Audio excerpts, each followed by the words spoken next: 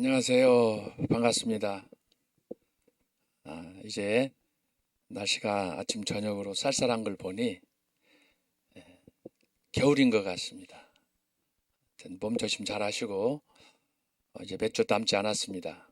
우리 힘차게 마무리 잘 할 수 있도록 서로 격려하면서 나갔으면 좋겠습니다. 오늘 또 시로 여는 초대교회사 여전히 그 이태원 헬로윈 그 참사로 인해서 여론이 시끄럽습니다. 그래서 제가 뉴스를 보는 중에 또 시를 이태원 헬로윈 그 상황을 보면서 시를 한 수 정리를 해 보았습니다. 다 같이 낭송하면서 마무리하고 기도로 시작하겠습니다. 주여, 우리 살펴 주소서. 깊어가는 가을밤 주말 10월의 마지막 날 이태원 거리에는 사람들로 인산인해 모두가 하나같이 꿈꾸던 별들의 밤. 갑자기 어디선가 들려오는 누군가의 외침, 밀고 밀리는 주체할 수 없는 압력에 오도 가도 못한 채 어떤 이는 선 채로 또 다른 이는 누운 채로 아비규환으로 이렇듯 허무하게 기대와 소망 사라지고 남은 것은 씻지 못할 상처로 국가적 재난으로 주여 하늘은 아버지의 것으로 땅은 우리에게 주셨사오니 이제 우리들 사는 동안 남은 나를 계수하며 오직 주만 바라보게 하소서. 우리 살펴 주소서. 기도하겠습니다. 하나님 아버지, 오늘도 저희들 엄숙한 마음으로 주님 앞에 섰습니다. 매일 매 순간 다짐하며 주님 사랑하리라, 주님께 헌신하리라 다짐하지만 우리의 마음은 물처럼 맥없이 풀어질 때가 많습니다. 하나님 아버지, 저희들의 이 중심이 없이 흔들리는 갈대와 같은 마음을 주께서 사로잡아 주시고 사도 바울 그가 빌립보서에서 외친 것처럼 둯대를 향해 힘차게 앞으로 달려갈 수 있는 사명자들이 되게 하여 주옵소서. 나는 능력이 없지만 힘이 없지만 주님은 말씀으로 창조하신 말씀으로 천지를 지으신 그런 지혜와 능력의 하나님이신 줄로 믿사오니 주여 이 시간도 우리 가운데 함께 하셔서 우리의 심령에 주의 지혜와 능력으로 역사하여 주시옵소서. 주님, 이 시간에도 오직 주님만 바라보며 주님 앞에 섰습니다. 특별히 이 연약한 종을 붙들어 주시고 강의를 듣는 우리 모든 학우들 어디에 있든지 이 시간에도 주님의 성령과 능력으로 하나 되는 은총의 시간이 되게 하여 주시옵소서. 계속되는 성령의 나타남, 지금 이 시간 오살리 그 기도원에도 하나님이 도우셔서 함께 하시는 모든 강사들, 특별히 우리 영맥 전광우 목사님을 지켜주셔서 이 시대에 귀한 종으로 선지자로 세우셨사오니 가는 곳마다 기적을 창조하는 종이 되게 하시고 특별히 위기 가운데 있는 우리 대한민국을 구원하는 요셉과 같이 쓰임받는 다니엘과 같이 하나님의 능력을 덧입는 이 시대의 종으로 세워 주옵소서. 연약한 종 섰습니다. 주님께서 붙들어 주셔서 이 한 시간 또 잘 맡은 바 책무를 감당할 수 있게 하시고 돕는 우리 귀한 형제에게도 은혜를 더하여 주옵소서. 시종을 주님께 의탁하오며 이 모든 말씀을 예수님의 이름으로 기도하옵나이다. 아멘.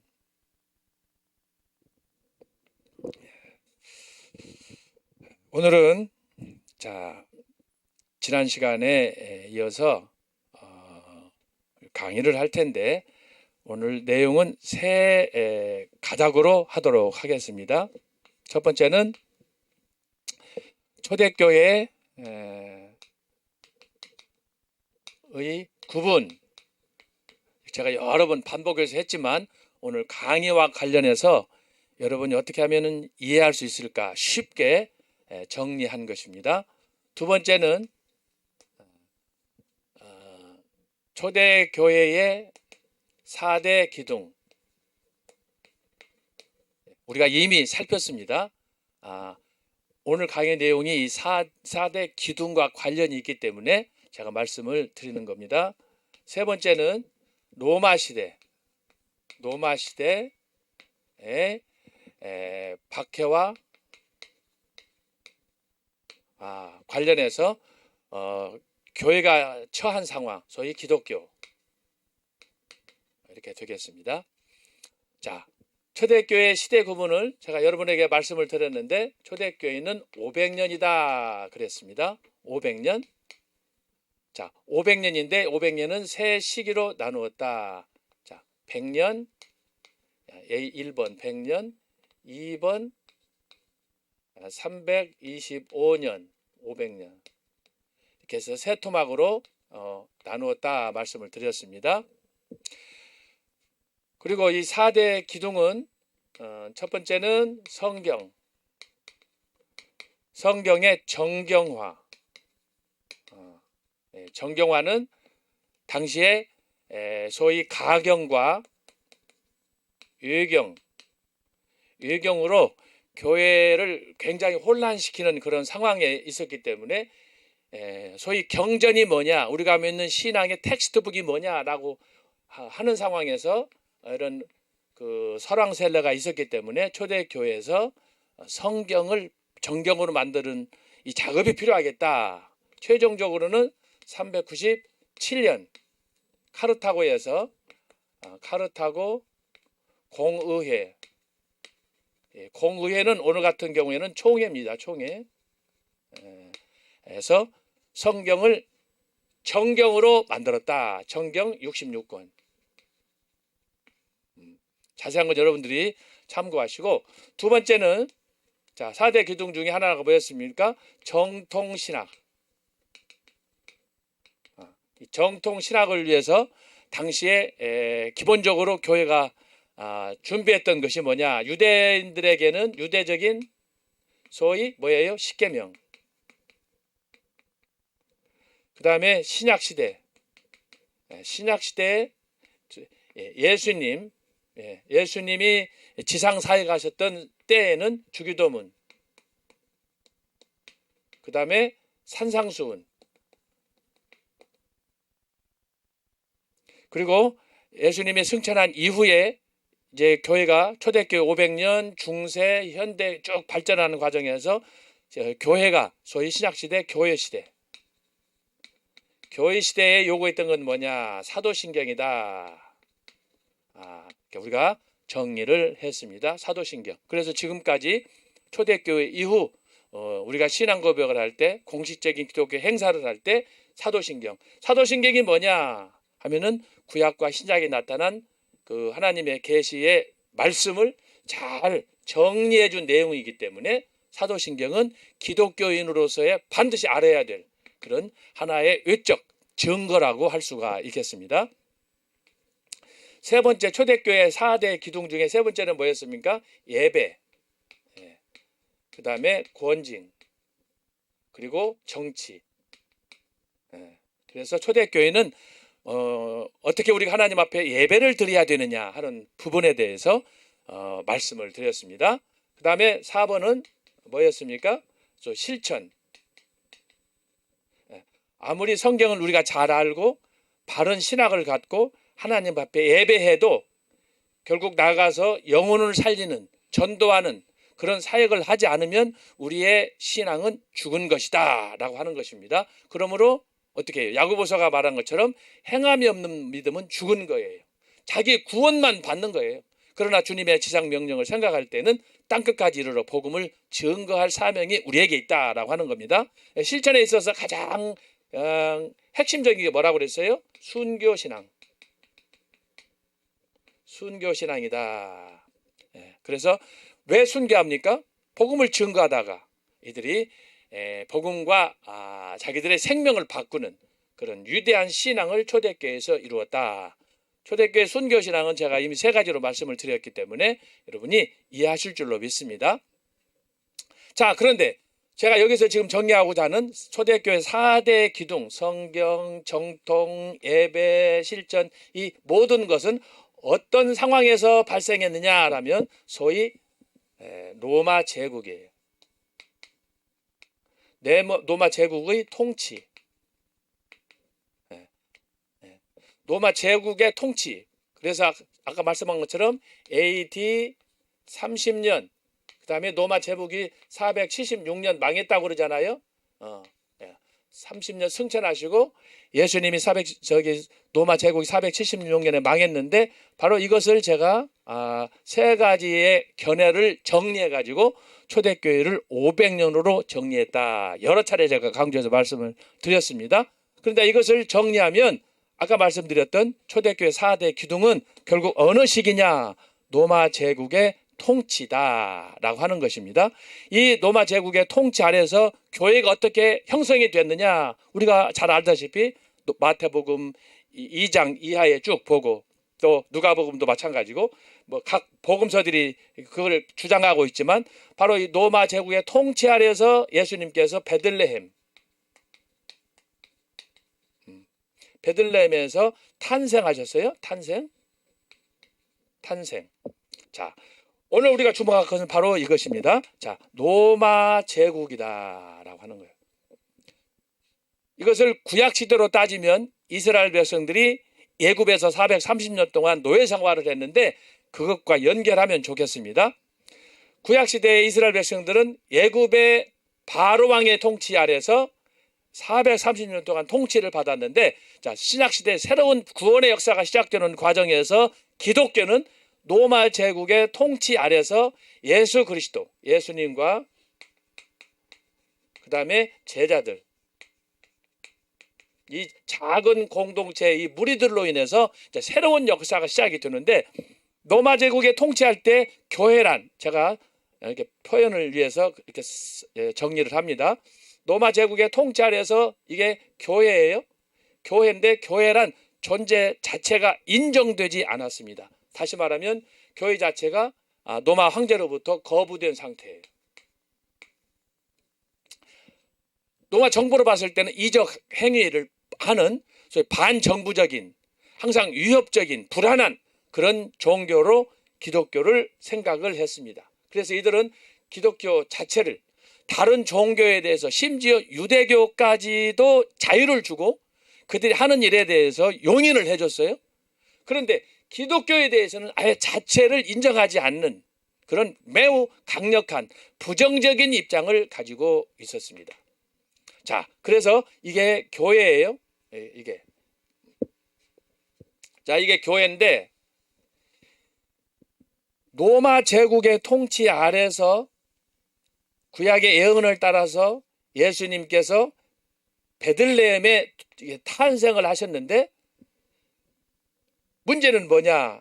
예수님이 이 땅에 오셨지만 요한복음 1장 4절, 5절, 6절에서도 말씀하지만, 또 8절, 9절, 10절, 12절에서 말씀하지만 예수님께서 자기 땅에 왔지만 아무도 예수님의 이 땅에 오신 것을 환영하지 않았습니다. 그러나 예수님이 오심을 믿고 그분을 영접한 사람에게 요한복음 1장 12절에서 뭐라고 말합니까? 영접하는 자, 그 아들을 믿는 자들에게는 바로 영생의 구원의 말씀을, 하나님의 자녀가 되는 특권을 주었다라고 하지 않습니까? 자, 이것이 바로 교회예요. 교회.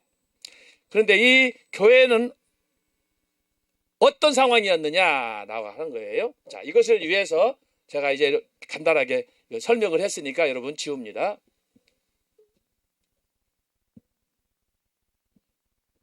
자, 이것을 제가 도표로 그리겠습니다. 자, 기독교, 예수님의 탄생, 그리고 기독교. 자, 로마 제국의 통치 아래서, 삼엄한 감시 아래서, 통치 아래서 예수님이 이 땅에 오시고 그 예수님을 따르던 무리들과 함께 소위 기독교가 이제 최초로 2000년 전에 형성이 됐는데, 이 기독교가 직면한 상황이 어떤 상황이냐 하면은, 자, 외부의 적. 1번 외부의 적. 소위 말해서 이부의 원수예요, 원수. 외부의 적이 있었고, 두 번째는 이제 이런 상황 안에서 이제 내부의 적이 발생해요. 내부의 적. 외부의 적은 네 가지로 등장합니다. 자, 1번, 2번, 3번, 4번. 자, 1번은 뭐냐? 로마 제국이에요. 설명했습니다. 로마 제국의 황제들이 통치하는 가운데 소위 마태복음에 보면 아우구스투스, 이게 이제 이 사람의 본래 이름은 옥타비아누스예요. 그래서 우리가 이제 로마 역사를 조금은 알 필요가 있습니다. 로마 제국의 통치 아래서 예수님의 탄생과 예수님의 제자들의 부름과 동시에 이제 교회가 시작이 됐는데, 정작 예수님이 태어났을 때 외부의 적, 첫 번째가 뭐냐? 로마 제국이에요. 로마 제국은 수단 방법을 가리지 않고 기독교를 박해하기 시작하는 거예요. 근데 당시에 로마 제국이 어땠느냐? 제가 지난번에 조금 맛을 봐했는데, 자, 로마 제국은 정치적으로, 경제적으로, 사회적으로, 군사적으로, 자, 이런 모든 체제, 로마 제국은 지난 시간 말씀했처럼 두 가지 학설이 있지만 대체적으로 받아들인 학설이 BC 752년에 이탈리아에서 시작이 됐다고 그러잖아요. 7개 언덕에서 시작이 됐는데, 그때 이후로 예수님이 탄생했을 때까지가 약 700년이라는 세월이 흘렀습니다. 이 700년이 흐르는 기간 동안에 로마는 정치적으로 3단계를 거쳤다, 제가 말씀드렸어요. 첫 번째는 왕정, 그 다음에 공화정, 그 다음에 제정. 이게 굉장히 중요해요. 그런데 로마 제국은 바로 예수님이 태어났을 때는 왕정에서 공화정, 공화정에서 제정으로 들어가던 그런 시기였어요. 그래서 우리가 역사를 통해서 보면은 이 제정이 시작됐던 아우구스투스, 옥타비아누스가 통치하던 그때가 로마의 초기 역사에서는 가장 번영하던 때예요. 그런데 이 번영하던 때인데, 이 당시에 로마 제국은 정치적으로, 경제적으로, 사회적으로, 군사적으로, 또 문화적으로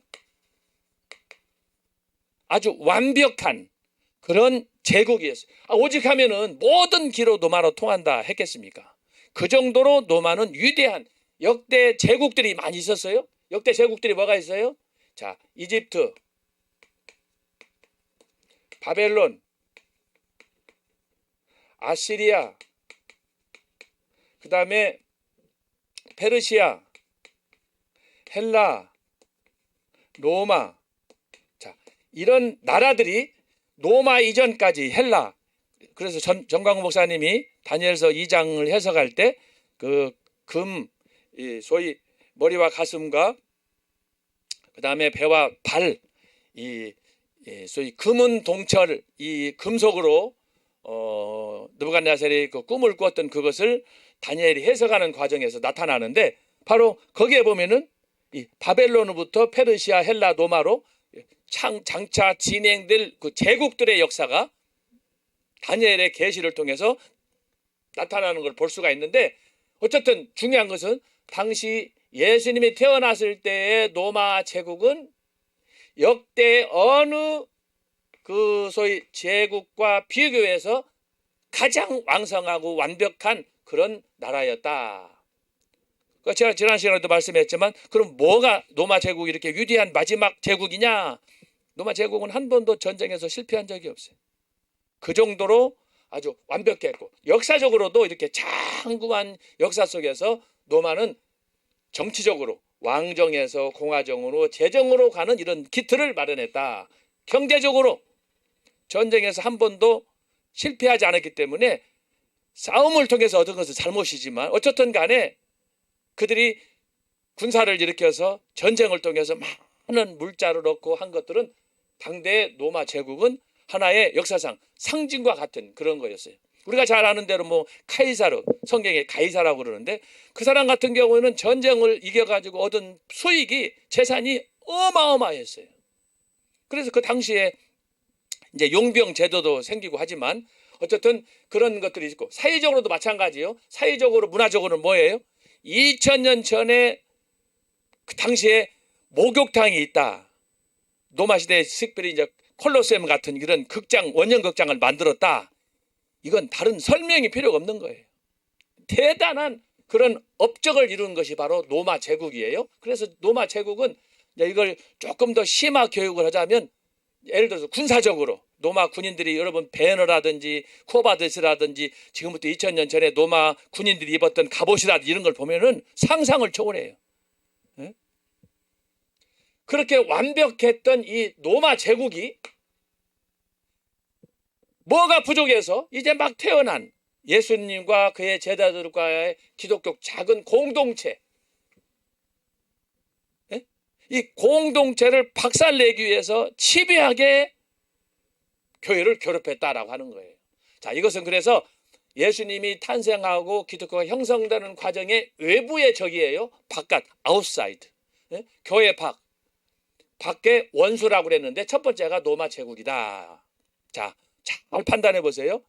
로마 제국은 이렇게 완벽한 모든 것을 갖췄는데 예수님과 기독교 초기 제자들, 속사도들 지난번에 배웠지만 이 사람들은 가진 것이 뭐가 있어요? 아무 부귀 없어요. 그저 몸 하나. 그리고 그들이 하나 가지고 있다면 주님으로부터 받은 은혜와 사랑에 감사하는 복음 외에는 없었어요. 그런데 로마 제국은 이 기독교를 감당하지 못해서 모든 방법과 수단을 동원해 가지고 교회를 박멸하려고 한다라고 하는 거예요. 여러분 이거 이해되십니까? 만약에 지금 로마 제국이 있어서 초대교회 2000년처럼 지금처럼 한다면 많은 젊은이들이 그럴 거예요. 로마 황제는 또라이다 그럴 거예요. 이건 계산 안 해도 뻔한 거예요. 어떻게 이 로마 제국의 완벽한 시스템 속에서 교회가 그 로마 제국에 봐서 싸워서 이길 수 있느냐? 이건 totally impossible이야. 100% 불가능한 상황이에요. 제가 그래서 지난번에 강조했던 게 로마 제국이 392년에 기독교로 국교화됐다라고 하는 것이 그래서 실감이 나는 거예요. 예? 그래서 로마는 영원히 망하지 않는다. 모든 길은 로마는 하루아침에 이루어지지 않았다 했던 그 로마가 400년 만에 기독교 국교가 됐어요. 여러분 이것은 세상적으로는 이해할 수 없는 거예요. 우리는 신앙인이니까 기독교이니까 정말 하나님의 전적인 주권으로 이건 기적으로 하나님의 은혜로 이렇게 됐다라고 믿지만 세계 역사가들도 이건 불가사의 중에 하나예요. 믿겠어요 여러분? 결국은 외부의 강력한 적 로마 제국이었지만 총과 칼과 무기를 갖지 않은 오직 사랑의 복음밖에 없는 기독교에 정복당했어요. 그래서 기독교가 로마를 여러분 이게 역발상이 돼가지고 이렇게 태어났던 기독교가 예수님의 이 기독교 제자들로 인해서 어떻게 해요? 이것이 기독교화 되는 거예요. 기독교. 로마 제국이 기독교가 됐어요. 이 역사가 중세 천년을 가는 거예요. 대단한 거예요. 대단한 거예요. 자, 두 번째는 뭐냐? 자, 첫 번째 외부의 적이에요. 외부의 적. 그건 로마 제국이고. 자, 지난 시간에 우리가 살펴봤었는데 속자도들과 변증가들에 대해서 살폈는데 자, 외부의 적 두 번째는 뭐냐? 이방 사상이에요.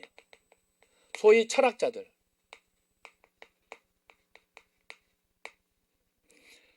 기독교가 태어났을 때 이때 그 이전 300년, 400년 전에 그리스에는 소위 헬라에는 유명한 철학자들이 등장했어요.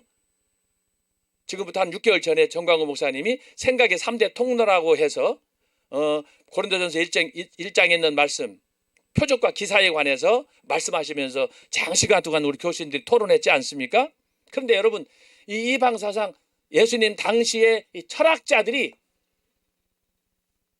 이루어놓은 그들의 그 사상적 체계라고 하는 것은 지금 현대 과학 문명이 발달한 인공위성을 쏘아오르고 달나라를 가고 화성을 가는 이 시대에도 그 사람들의 사상을 능가하지 못해요.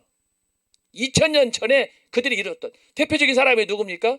플라톤, 아리스토텔레스 등등의 많은 학자들이 예수님이 등장하기 전 300년, 200년, 100년 전에 수없이 많이 등장을 해가지고 그들이 이루어놨던 이 철학의 체계가 얼마나 완벽한지 지금도 우리가 적어도 사상사라든지 철학이라든지 경제사라든지 뭐 심지어 음악, 미학까지라도 우리가 그걸 심층적으로 연구하려면 뭘 해야 되느냐? 아리스토텔레스한테 가야 되고 플라톤은 지금부터 2000년 전 역사 그리스 역사로 되돌아가는 거예요. 그거 아니면 사상적 기반을 우리가 세울 수가 없기 때문에 그 정도로 이방 사상, 철학자들의 활동이 왕성했습니다. 이 사람들은 뭐냐? 글을 써도 좀 글이 길고 학문적으로 연구가 되고 사상적으로 체계가 있다 이렇게 판단을 했지만 여러분 성경은 보세요. 누가 태어나서 죽고 또 이렇게 강의하고 한 그 아주 단순한 메시지로 성경이 되어 있지 않습니까? 우리가 피상적으로 봤을 때는 성경이 그렇기 때문에 어린아이가 읽든 나이 같은 노인이 읽든 교수가 읽든 아니면 평신 누가 읽든 성경은 누구든지 대하면 아주 쉽게 이해할 수 있도록. 그러나 지금부터 2000년 전에 철학자들이 쓴 아리스토텔레스라든지 플라톤이라든지 뭐 디오게네스라든지 수많은 사람 썼던 철학자들은 지금 우리가 봐도 전문적으로 공부하지 않으면 이해할 수 없는 그런 학문적인 깊이 있게 그것을 논술한 것을 우리가 볼 수가 있는 거예요. 근데 이런 이방사상 철학자들이 성경을 봤을 때는 어떻게 되겠어요? 이거 유치하다는 거지. 자기들에게는 만족이 안 된다는 거지. 뭐 너희는 맨 사랑하라, 너희는 전도하라, 뭐 기적을 베풀고 이게 철학자들한테 이게 가능한 겁니까? 철학자들은 어떤 사람들이에요? 철저하게 이성으로 판단하기 때문에 신앙적으로 기적이나 어떤 변화나 이런 거 믿지 않는 사람들이에요. 매우 현실적인 사람들이에요. 근데 이 사람들이 성경 말씀을 읽고 이해한다고 하는 것은 이것은 특별한 하나님 은혜가 아니고는 불가능한 거예요. 그래서 여러분들도 주변에서 보면 알지만 좀 더 학문을 했다는 사람, 공부를 했다는 사람, 뭐 박사다, 교수다 하는 사람들이 어떻습니까? 얼마나 교만한지 몰라요. 막 핀셋으로 찔러도 안 들어가 어떤 사람들은. 그 중에 대표적인 사람이 누구냐? 도올 김영호가 아니에요? 공부 좀 했다는 사람이 아주 안티 크리스찬으로서 그걸 모독하고 왜곡하고 그래서 얼마나 우리가 그걸 접할 때 상처를 많이 받습니까? 출발점이 다르기 때문에. 그래서 초대교회는 외부의 적 이방 사상 이 철학자들에 의해서 그래서 여러분 철학은 우리를 번민하고 번거롭게 하는 거예요. 철학을 좋아하면 어떤 학문하는 그런 부분에 대해서 약간의 기쁨은 있겠지만 여러분 철학을 통해서는 절대 구원의 길 예수 그리스도를 만날 수가 없어요. 세 번째는 뭐냐? 이방 종교야. 이방 종교란 뭐냐? 지난주에 살폈죠? 인도에서나 혹은 당시에 유행했던 자연 종교나 특별히 이제 로마 제국 황제 숭배라든지 이런 이방 종교들이 그때 당시에는 아주 편만했는데 그런 상황에서 기독교가 태어나가지고 태동해가지고 예수님과 더불어 소수의 공동체로 모여가지고 뭐 숨어서 지하에서 자기들끼리 예배하고 성찬식을 하고 하는 그런 행동에 대해서 그런 소식을 접했을 때 이방 종교들이 봤을 때 대표적으로 지난주에 제가 말씀드렸지만 인도에서는 황소를 잡아가지고 그 황소에서 뺀 피를 마시기도 하고 그걸로 목욕을 하고 그걸로 제사도 드리고 한다고 하지 않습니까? 근데 그들이 하는 행사 자체는 뭐예요? 엄청나게 거대하게 외형적으로. 그러나 교회에서는 어떻게? 공적으로 할 수 없으니까 지하에 숨어가지고 카타콤에 숨어가지고 그것도 포도주 피와 같은 색깔의 포도주 컵에다 담아놓고 그것도 빵 조각 그 누룩 없는 빵을 통해서 그걸 서로 나누면서 예수님의 성찬을 기념하는 건데 이런 이방 종교인들이 봤을 때는 유치하게 보이는 거예요. 도무지 이해가 안 되는 거예요. 저게 무슨 짓거리 하느냐 해서 생긴 게 뭡니까? 유아 살해, 어린아이들을 살해해가지고 그들의 살을 먹고 피를 마신다. 그래서 이제 기독교를 박해하고 기독교를 소위 어떤 몰인정한 그런 살인적인 그런 폐륜적인 그런 종교로 치부하게 되는 거예요. 이방 종교. 그러면 여러분, 교회는 지금 로마 제국의 황제들의 감시 속에서, 박해 속에서 용신할 수 없는 그런 상황인데, 밖으로는 이런 이방 철학가 대단한 그런 체계를 갖춘 사람들이, 이방 종교의 그런 오랫동안 훈련된 사람들이 교회를 보고 교회를 박해할 때, 이것은요, 교회 자체는 힘이 없어요. 사람이 몇 사람 되지도 않고, 대부분은 또 무식하고 가진 것도 없고, 그렇지 않습니까? 2000년 전에 예수님과 그의 제자들 당시의 기독교 공동체는 진짜 그랬어요. 마지막 네 번째는 뭐였어요? 유대교예요. 여러분, 초대교회가 직면한 그런 어려운 위기 속에서 로마 제국, 이방 사상, 이방 종교는 초대교회가 싸울 때, 반항할 때, 그들과 맞짱 뜨어 싸울 때 명분이 확실했어요. 명분이. 그러나 유대교는 뭐냐? 명분이 약해. 같은 뿌리야. 또 섞여져 있어. 그런데 이 유대교가 기독교를 얼마나 박해했는지, 실질적으로 로마 제국이나 이방 사상이나 이방 종교는 기독교를 모르고 오해했다고 하지만, 유대교는 뭐예요? 너무 잘 아는 거예요, 기독교에 대해서. 그런데 이 기독교를 유대교가 어떻게 합니까? 집요하게 박해하는 거예요. 그 박해의 정점이 누구냐? 사울이에요. 사울과 다메섹이야. 여기에 희생자가 누구예요? 스데반이야, 스데반. 그래서 여러분, 제가 지금 오늘 아까 제가 3단계로 저걸 설명을 했는데, 로마 시대에 이제 막 태어난 신생아 기독교, 예수님의 탄생과 하늘 성천과 기독교, 사도행전 1장에 그런 가운데 외부로부터의 사방이 소위 우겨쌈을 당하듯이 로마 제국과 이방 사상과 이방 종교와 유대교가 마치 공모라도 한 것처럼 한 마음이 되어가지고 기독교를 어떻게 해요? 박해하는 거예요. 박해. 과연 이런 외부의 강력한 세력에 교회가 살아남을 수 있을 것인가? 인간적인 생각으로는 살아남을 수 없어요. 그런데 기적은 일어났어요. 결국 아까 말씀한 것처럼 이 기독교가 이런 극단적인 위협 속에서, 끝없는 유혹 속에서 어떻게 해요? 392년에 국교가 됐다. 제가 초대교회사를 연구하다가 이 사실에 내가 얼마나 흥분했는지 몰라요. 이것은 마치 이스라엘이 애굽에서 430년 동안 노예 생활을 하다가 출애굽기 12장에 보면은 출애굽을 하잖아요. 유월절로 해서 분기점이 오지 않습니까? 그때 이스라엘 백성들은 그에 대한 감격을 잘 몰랐어. 나오자마자 매일 원망하고 왜 우리를 여기까지 인도했냐고 모세를 그렇게 닥달이 했잖아요. 근데 오늘날도 마찬가지야. 여러분, 이렇게 해서 기적을 일으킨 것이 바로 기독교, 로마 제국을 기독교가 삼키리라, 국교가 되리라 아무도 예상하지 않았어요. 오늘 우리가 이것을 보고 반추하면서 적용을 하면, 여러분, 저와 여러분이 우리 스스로 잘나서 예수님을 영접하고 하나님의 자녀가 됐습니까? 저는 감히 여러분에게 얘기해요. 기적 중에 기적은 저와 여러분이 예수님 만나서 하나님의 자녀가 된 거예요. 바로 로마 제국과 기독교의 관계 속에서 우리가 얻을 수 있는 실제적인 교훈이 바로 여기에 있어요. 제가 그래서 여러분에게 이걸 제가 강의를 할 때 그냥 단순히 지식을 더하려고 하지 말라 제가 말씀했잖아요. 도대체 이 역사의 흐름 속에서 하나님 원하시는 것이 뭐냐? 그냥 단순히 크로노스냐? 연대적인 흐름이냐? 아니면 카이로스냐? 역사에는 어떤 의미가 있느냐? 이걸 잡으라고 제가 얘기하는 거 아니에요. 그 정점에 저와 여러분이 있는 거예요. 아무리 이렇게 역사가 흘러도 만약에 저와 여러분이 구원받지 못하고 하나님의 사랑을 받지 못하고 버리운 자다, 그건 비극의 시작이에요.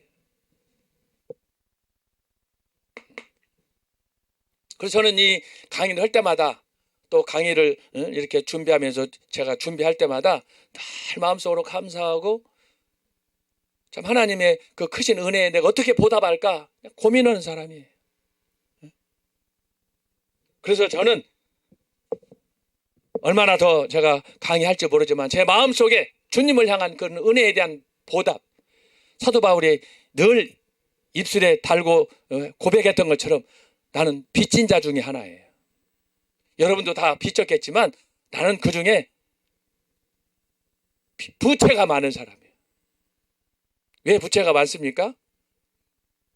제가 하나님의 은혜 가운데 영국에 유학 가서 여러 친구들, 목사님들, 교수님 통해서 받은 은혜가 많고, 또 귀국해서 교수하면서도 저는 그냥 단순히 기도하고 강의만 했지만 저를 위해서 기도하고 저를 위해서 후원하고 했던 그런 분들이 수도 없이 많기 때문에 그런 걸 다 제가 기억은 못하지만 그런 면에서 저는 정말 빚진 자 중에 하나예요. 그래서 여러분, 오늘 우리가 살펴볼 수 있는 것은 기독교의 탄생과 기독교의 출발, 시작, 기독교의 시작과 동시에 기독교인은 한마디로 뭐냐? 풍전등화야. 불면 꺼져버릴 그런 상황이었어요. 풍전등화. 우리나라 이 고사 중에 기가 막힌 용어예요. 풍전등화야. 한 치 앞을 내다볼 수 없는 그런 상황이야. 그런데 여러분, 기적이 일어났다니까. 이 외부로부터 불어오는 거대한 태풍, 질풍노도와 같은 로마 제국, 이방 사상, 이방 종교, 유대교. 그런데 하나님께서 어떻게 했어요? 이 모든 것들을 다 물리쳤어요. 뭘로 물리쳤느냐? 사랑과 복음으로. 여러분, 그래서 칼보다 위대한 것이 예수님의 사랑이에요. 로마 병정들이 예수님을 잡아가지고 십자가에 매달려 죽였지만 결국은 누가 승리했습니까? 예수님이 승리했어요. 복음으로 승리했어요. 여러분, 그래서 사랑보다 강한 건 없는 거예요. 바로 이 사랑보다 강한 것이 없는데 그 사랑을 저와 여러분이 어떻게 받았어요? 무상으로 받았어요. 그래서 감사해야 되는 거예요. 우리가 하나님 일 할 때도. 왜 우리가 광화문에 가느냐? 아이고, 오늘은 비 오고 영하의 날씨고 사람 저쪽에서 뭐 으쌰으쌰한다고 그 미친놈들 상관할 거 없어요. 정말 우리가 하나님의 은혜를 사랑하고 부채 의식을 느낀다면은 이것저것 가려서 우리가 따질 여유가 없어요. 여러분이 그래서 오늘 이 말씀을 통해서, 이 강의를 통해서 잘 역사의 흐름을 내가 보라고 지금 여러분에게 정리하는 거예요. 2000년 전에 초대 기독교는 뭐냐? 풍전등화다. 한 치 앞을 볼 수 없다. 그런데 풍전등화인데 교회 밖에 있었던, 교회를 밖에 하던 그 공동체, 그들을 봤을 때 어떤 사람이냐? 이들은 완벽했어요. 전통이나 역사나 인물이나 체제나 모든 것, 로마 제국, 이방사상, 이방종교, 유대교. 여러분, 유대교는 구약의 시대면 몇천 년 동안 내려온 그 전통이에요. 바리새인의 전통, 사두개인의 전통, 서기관들의 전통. 이거 어떻게 감당해? 이제 막 기독교는 태어났는데, 신생한데. 특별하게 하나님께서 간섭하거나 보호하지 않으면 안 되는 거예요. 동방 박사들이 그런데 예수님한테 와서 축하하려고 했을 때 헤롯이 어떻게 했습니까? 유대인의 왕으로 태어나신 분을 자기한테 얘기해달라는 거 아니에요. 그럼 어떻게 한다고요? 경배한다고요? 그 미친놈이지. 예수님 죽이려고. 그 정도로 교회는 위험 가운데 처했던 거예요.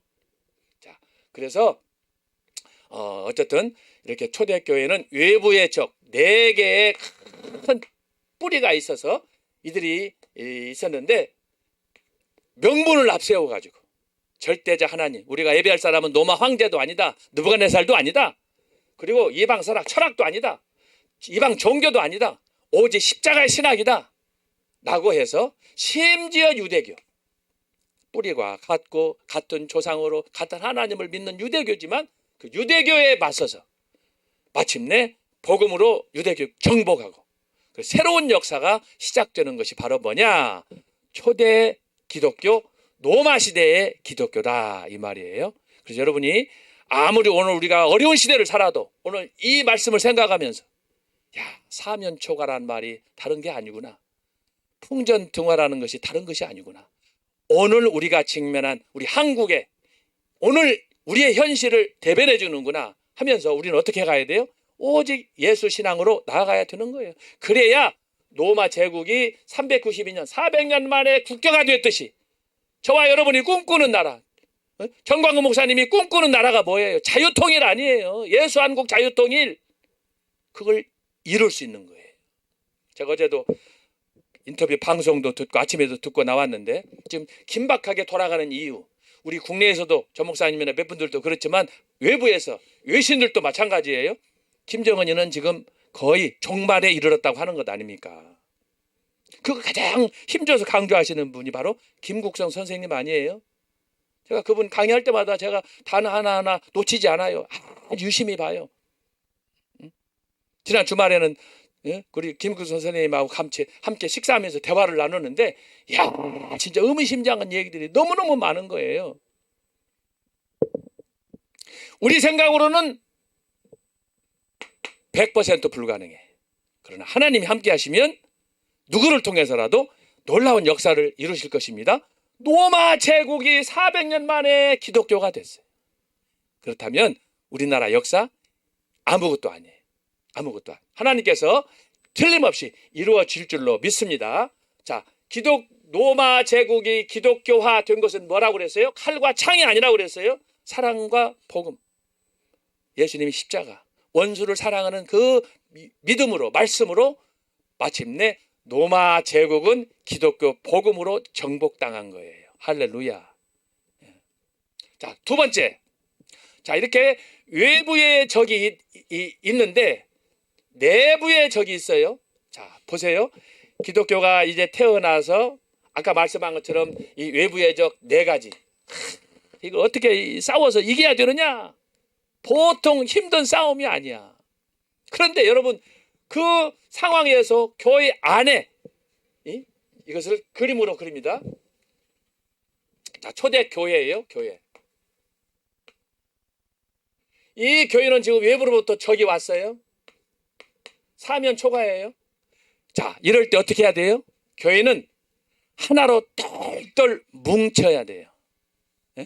그래야 사는 거예요. 그런데 어떻게 됐느냐? 참 이거 이해할 수 없는 거야.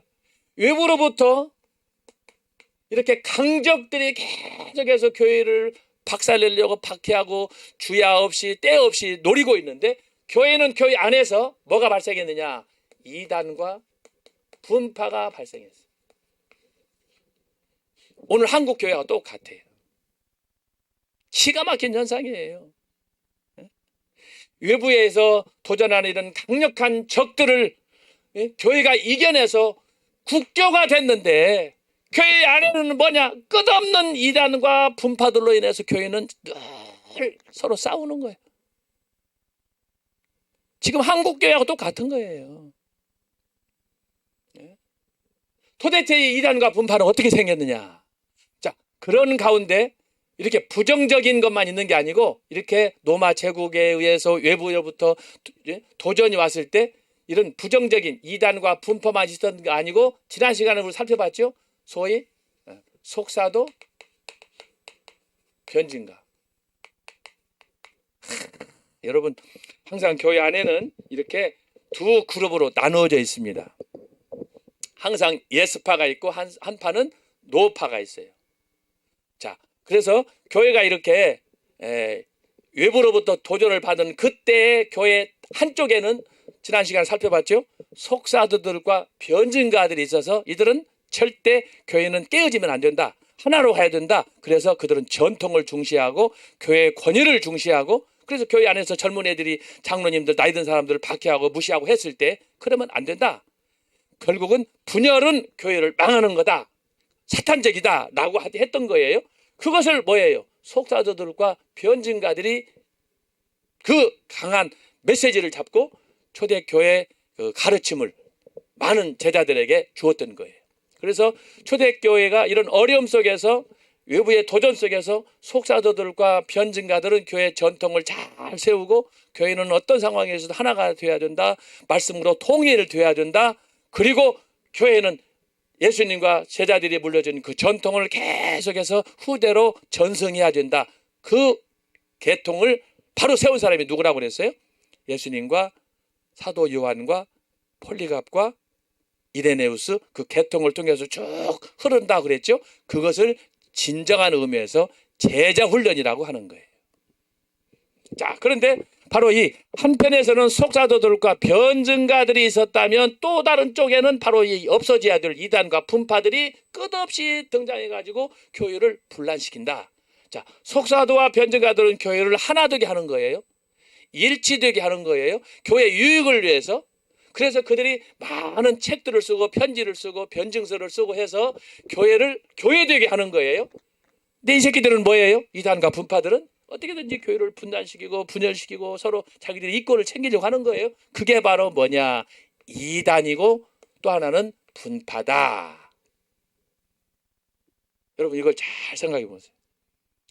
외부로부터 강력한 대적들이 왔을 때 교회가 이 속사도 변증과 이단 분파가 만약에 이것이 하나로 다 됐다면 세상에 이런 교회가 얼마나 아름답겠어요. 진짜 천국이지. 그런데 이런 상황에서 교회가 이렇게 둘로 나눠져서 서로 싸우고 대립하고 형제가 형제를 저주하고 비판하고 이렇게 갈라서고 분열하고 했을 때 이 교회는 뭐예요? 겉으로는 화려한데 안에는 상처뿐이야. 자, 이런 상황이 지금부터 2000년 전의 초대교회 모습이야. 이제 태어나서 걸음마도 제대로 못할 이제 한참 그 성장기에 교회가 이런 위기에 빠졌다고 한다면 저와 여러분도 아마 이런 과정들이 많이 있었을 거예요. 신앙생활 좀 하려고 그러면 왜 그렇게 시험이 많아? 새끼들이 시험 들게 하고 시어머니가 시험 들게 하고 친구들이 힘들게 하고 사기치고 거짓말하고 도적질하고 이런 것들이 끝없이 발생하는 거예요. 초대교회 예수님께서 말씀을 주시고 그 말씀에 의해서 이렇게 복음으로 하나가 되어서 부흥할 때 그 초대교회 성도들의 그 마음의 감동이란 어떻게 얼마나 기뻤겠습니까? 복음에 그러니까 순교할 수 있는 거지. 그 복음 때문에 주님의 사랑 때문에 여러분 순교를 아무나 하는 겁니까? 그런데 그들의 그 순교신앙 그런 뜨거운 열정에도 불구하고 마음속에서는 계속해서 갈등이 생기는 거예요. 이게 저와 여러분의 마음 아니에요? 천국에 하나님의 복음으로 우리의 마음을 채우고 그래서 늘 주님의 은혜를 사모하지만 또 다른 쪽에 내 마음속에서는 사탄이 계속해서 내 마음을 괴롭히고 나를 유혹하고 흔들어대고 나를 넘어뜨리려고 하고 그렇지 않습니까? 그래서 우리가 깨어서 근신하고 기도해야 될 이유가 거기에 있는 거예요. 그래서 자, 내부의 적이다. 외부의 적, 내부의 적. 내부의 적, 자, 이단과 분파. 그래서 여러분이 이 외부의 적, 내부의 적을 보면서 그럼에도 불구하고 항상 우리가 부정적으로 볼 건 아니에요. 왜? 속사도들과 변증가들이 있기 때문에 이들이 초대교회의 모든 전통을 세워서 결국은 그 전통이 오늘까지 왔기 때문에 오늘 우리가 하나님 말씀을 배울 때에도 그들의 가르침을 통해서 많은 영적인 유익을 얻는 거예요. 이게 놀라운 거예요. 말씀으로. 자, 그러면 내부의 적 이단과 분파들이 등장해가지고 그래서 교회가 어려움에 빠졌는데 밖으로부터 외부의 적들이 도전했을 때 그걸 힘들게 싸우고 그렇게 해서 속사도들과 변증가들이 했는데 만만치 않게 교회 안에서의 이단과 분파는 뭐냐? 내부의 적. 이걸 가리켜서 자중지란이라고 그런 거예요. 자중지란. 손자병법이라고 여러분 잘 아실 거예요. 중국의 병법을 썼던 손자병법 있잖아요. 그걸 보면 거기 여러 전쟁 중에 해야 될 지략 여러 가지가 제시가 되어 있는데 그중에 가장 백미가 뭐냐? 전쟁에서 이기기 위해서는 대적을 지들끼리 싸우게 만들어야 된다. 자중지란 계책이 있어요. 그런데 여러분요, 교회가 그 꼴에 빠진 거예요. 그걸 누가 노리느냐? 사탄이 노리는 거예요. 여러분, 사탄의 전략에 빠져들면 안 됩니다. 사탄은 항상 누가 됐든지, 교회가 됐든지, 회사가 됐든지, 나라가 됐든지, 개인이 됐든지, 이 사탄은 때와 장소를 가리지 않아요. 대상을 가리지 않아요. 지 욕심만 챙기면 되는 거예요. 그 욕심이 뭐냐? 모든 것을 어둠 가운데, 사망 가운데, 절망 가운데 빠뜨리면 된다고 생각하는 이것이 사탄의 자기 만족이야. 그래서 교회를 흔들 수가 없으니까 그 좋은 방법이 뭐냐? 지들끼리 대가리 터지게 싸우게 만드는 거야. 예? 그러니까 오늘 또 보세요. 우리가 광화문 토요일 날 집회를 하고 그러면은 다른 한쪽에서 이상한 놈들이 등장해가지고 우리를 괴롭히잖아요. 사실은 한 끼 밥 반찬거리도 안 되지만, 그러나 여러분이 그것을 통해서 우리가 경각심을 가져야 돼. 그놈들 역사적으로 없던 때가 없었어. 그것에 우리가 포기하고 자포자기하면 안 되는 거예요. 오히려 그걸 통해서 이겨내고 더 끈기 있게 서서 오히려 힘있게 복음으로 우리가 나가야 될 줄로 믿습니다. 그래서 내부의 적 사탄은 가장 좋아하는 전략, 자중질환을 씁니다. 우리가 여기에 빠지면 안 되는 거예요. 그러나 불가피하게 지금부터 안타깝게도 2000년 전에 이런 교회가 사면초가 상태에서 이단과 분파로 인해서 자중질환에 빠졌다. 그때 교회가 어떻게 했느냐라고 하는 거예요. 바로 그것이 오늘 강의입니다. 오늘 강의. 그래서 여러분이 강의 안을 참고해 주시면 좋겠습니다.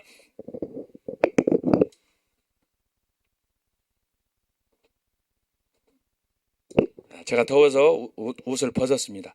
자, 그래서 여러분이 강의안 보시면 제 9강 초대교회 이단과 분파 운동에 대해서 우리가 살펴보려고 합니다.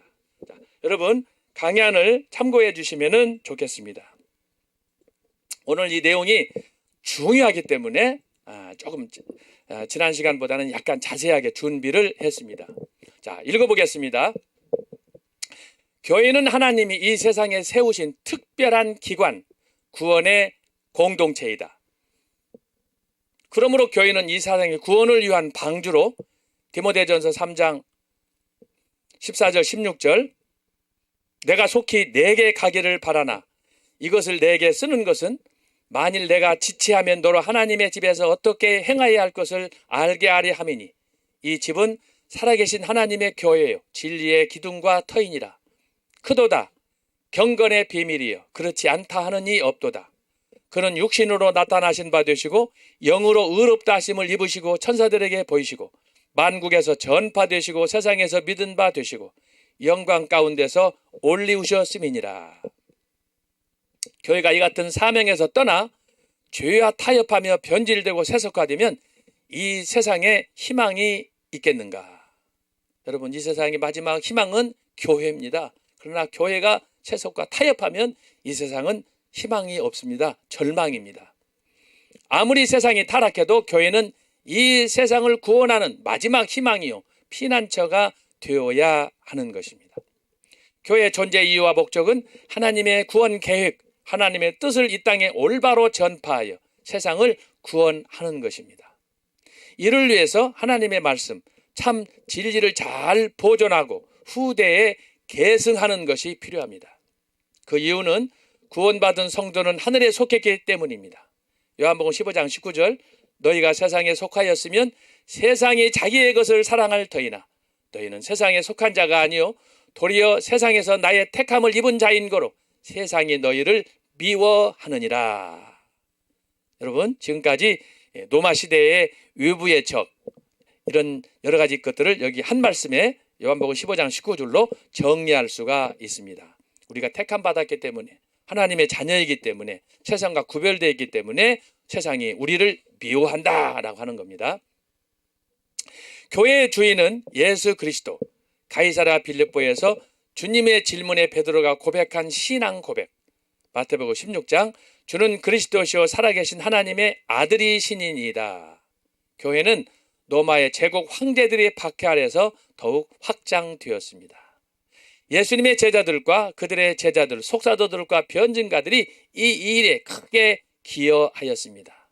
여러분 세상의 단체는 압박하고 누르고 박해하면 없어져 버리는데 교회는 더 강력하게 확장되었다라고 하는 메시지예요.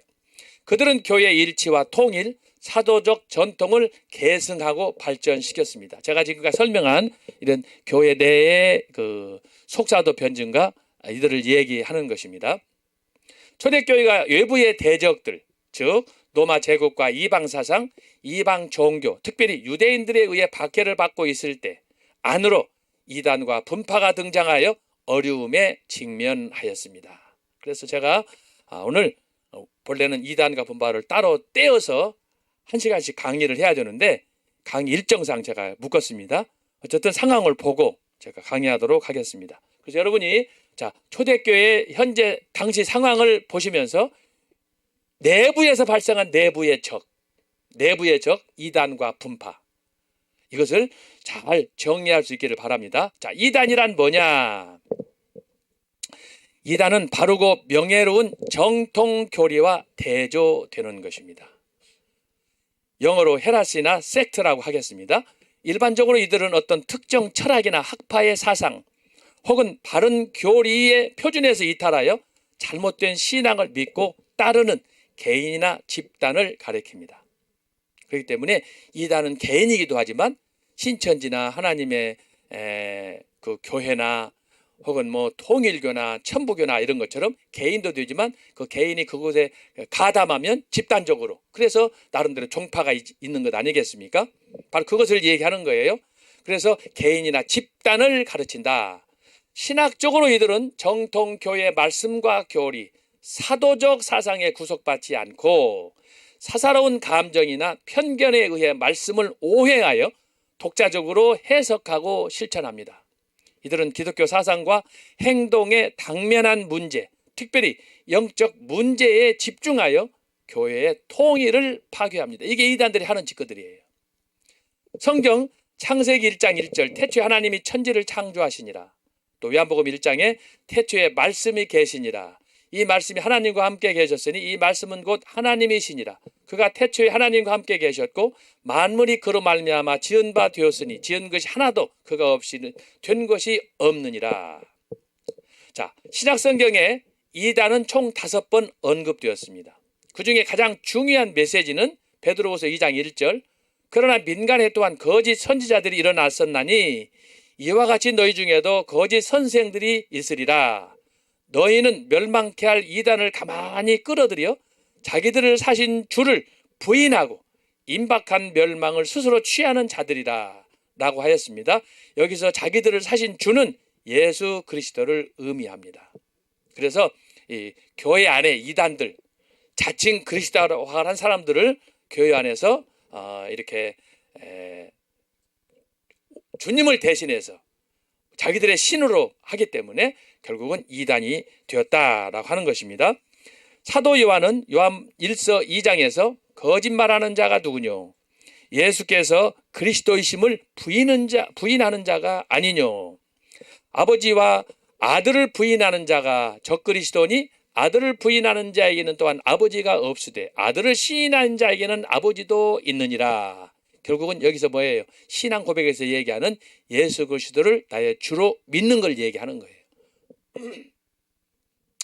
예수님이 그리스도이심을 부인하는 자와 아버지와 아들을 부인하는 자, 곧 삼위일체를 부인하는 자가 거짓말하는 자요, 적그리스도요, 이단이 되는 것입니다.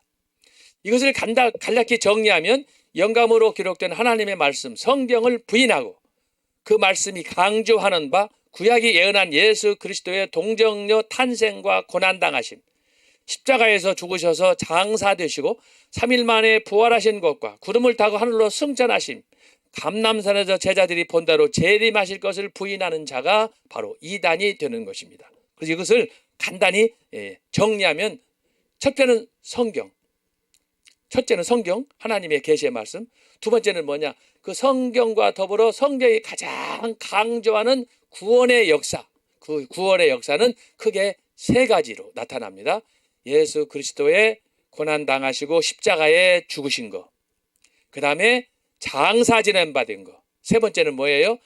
부활하여 승천하신 사건. 자, 우리가 성경 한번 찾아 읽어보겠습니다. 고린도전서 15장, 고린도전서 15장.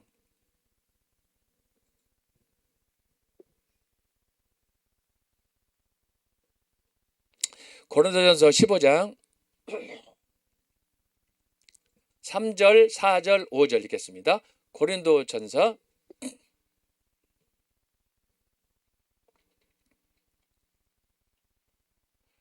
자, 여기 보세요. 이건 사도 바울이 예수님의 부활을 체험한 이후에 많은 사람들이 부활을 불신했을 때에 신학을, 예수님의 그 지상사역 구원자로서의 그 말씀을 정리하는 과정에 기독교의 종교는 역사적인 사실이다, 부활은 사실이다 라고 하는 부활을 설명하기 위해서 사도 바울이 역설을 하는데, 여기에 보면 복음의 3대 요지가 나타나 있습니다. 자, 15장 3절. 내가 받은 것을 먼저 너희에게 전하였노니, 자, 여기 보세요. 이는 성경대로, 첫 번째 성경이에요. 성경을 다른 말로 하면은 요한계시록 22장에서는 뭐라고 그랬어요? 생명의 말씀에서 더하면 재앙이 더하고, 성경 말씀, 이건 내 마음에 안 드는데, 이건 좀 불편한데, 그럴 때 뺄 때는 진노가 임한다고 그랬잖아요. 그래서 여기 요한계시록에서 그렇게 말씀하고 있는데, 오늘 사도 바울이 설명하는 거예요. 성경대로. 그래서 우리 이 교회는, 저와 여러분은 성경대로, 말씀대로, 하나님의 계시로, 구원의 책으로, 생명의 책으로 믿어야 되는 거예요. 그래서 성경이 중요하고, 제가 아까 얘기한 것처럼 성경이 왜 정경이 됐느냐?